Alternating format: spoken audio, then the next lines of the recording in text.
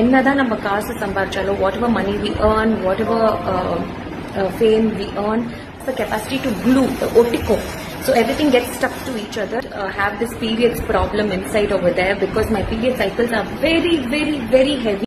Actress Shrutika ரொம்ப எமோஷனலா தனக்கு நடந்த சர்ஜரியில இருந்து எப்படி மீண்டு வந்தாங்க, எவ்வளவு கஷ்டங்களை ஃபேஸ் பண்ணாங்க உள்ளிட்ட பல பர்சனலான விஷயங்களை வெளிப்படையா பேசியிருக்காங்க.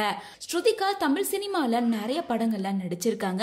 அதுக்கப்புறமா பெருசா எந்த படமும் ஹிட் கொடுக்கல அப்படிங்கறனால அவங்க ரொம்ப நாளா காணாம போயிட்டாங்க அப்படின்னே சொல்லலாம். திரும்ப குக் வித் கோமாளி ஷோ மூலமா தான் ரீஎன்ட்ரி கொடுத்திருந்தாங்க.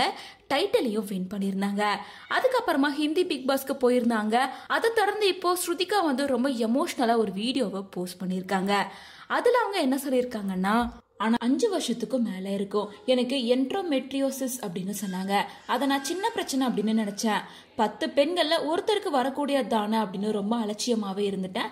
ஆனா பீரியட்ஸ் டைம்ல எனக்கு ரொம்ப ரொம்ப அதிகமான ரத்தப்போக்கு போயிட்டே இருக்கும். அதனால ஸ்கேன் பண்ணி பார்த்தப்பதான் ஒரு சாக்லேட் நீர்க்கட்டி இருக்குன்னு தெரிஞ்சுது. அதை ரொம்ப சாதாரணம் அப்படின்னு தான் நினைச்சேன். என்னால இதையெல்லாம் சமாளிக்க முடியும்னு நினைச்சேன். அதனாலதான் இதை ரொம்ப சாதாரணமா எடுத்துக்கிட்டு அந்த வழியிலையும் நான் தொடர்ந்து வேலை செஞ்சுக்கிட்டே இருந்தேன். வலியை தாங்குற சக்தி எனக்கு ரொம்ப அதிகம். இதை நான் எதிர்த்து போராடுவேன் அப்படின்னு சொல்றதுல எனக்கு ரொம்ப பெருமையா இருந்துச்சு. நான் ஸ்கின் கேர் பிராண்டிங் ஷூட்டிங்க்கு போவேன். டிவி ஷூட்டிங் அப்படின்னா அது 13, 14 ஏன் 18 மணி நேரம் கூட போகும். எல்லாத்தையுமே நான் செஞ்சேன். அது மட்டும் இல்லாம என் 2வது நாள் தவிர தினமும் கண்டினியூஸா ஒர்க் அவுட் பண்ணிட்டே தான் இருப்பேன். இப்படி எந்த ஒரு ட்ரீட்மெண்ட்டும் எடுக்காமலேயே பல வருஷமா நான் செஞ்சுக்கிட்டே தான் இருக்கேன். உண்மையிலே பிக் பாஸ் வீட்டுக்கு போறதுக்கு முன்னாடி அங்க போய் மட்டும் எனக்கு இந்த பீரியட்ஸ் தொந்தரவு வந்துடவே கூடாதுன்னு நான் கடவுள்கிட்ட வேண்டிக்கிட்டேன். ஏன்னா என் சைக்கிள் ரொம்ப ரொம்ப மோசமா இருக்கும். 10 நாள் வரைக்கும் போகும். ரொம்ப டயர்ட் ஆயிடுவேன், ரொம்ப வீக் ஆயிடுவேன். இதெல்லாம் வழக்கமா நான் ஃபேஸ் பண்ற விஷயம் தான். இதெல்லாம் சாதாரணம்னு நினைச்சேன். ஆனா உண்மையிலேயே நம்ம இதை சாதாரணமா ஆக்கவே கூடாது. சோ பிக் பாஸ் வீட்டுக்குள்ள போன கடவுள் அருளால முழு நம்பிக்கையோட வேணா நடக்கும்னு சொல்லுவாங்க இல்லையா, அந்த மாதிரி 3 மாசம் எனக்கு பீரியட்ஸே வரல. அங்க டெஸ்ட் பண்ணி பார்த்தாங்க, எல்லாமே நார்மல்னு சொன்னாங்க. நான் வெளியே வந்ததுக்கு அப்புறமா திரும்பவும் பீரியட்ஸ் வந்துச்சு. ஆனா ரொம்ப ரொம்ப மோசமா இருந்துச்சு. ஒரு மாசத்துல 10ல இருந்து 12 நாள் வரைக்கும் எனக்கு நீடிச்சுது.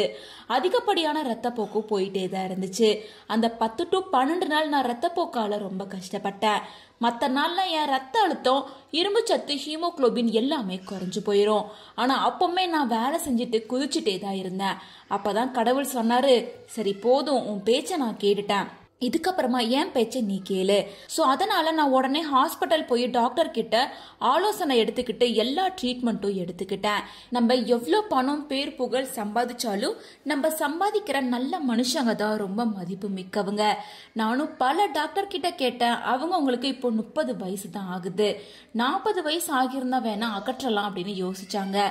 பொதுவா வயசானவங்களுக்கு தான் நாங்க இதை அகற்றுவோம். ஆனா உங்களோட நிலைமை ரொம்ப மோசமா இருக்கு. பக்கத்துல இருக்க உறுப்புக்கள்லாம் ஒன்னோட ஒண்ணு ஒட்டி வைக்கிற மாதிரி தன்மை கொண்டது. சோ எல்லாத்துலயுமே ஒட்டிக்கும். மலைக்குடல் சுவற்றிலையுமே இது இருக்கு.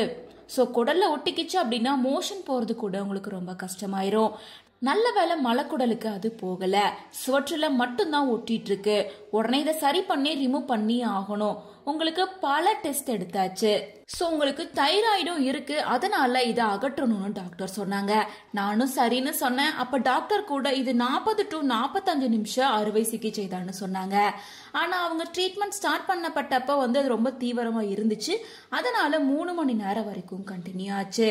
அங்க இருக்க கட்டிகளை மட்டுமே அகற்ற வேண்டிய வேலை ரொம்ப அதிகமா இருந்துச்சு. ஏன்னா அதை நான் தள்ளி போட்டதை சாதாரணமா விட்டுட்டேன் அப்படின்றதும் கூட காரணம் தான்.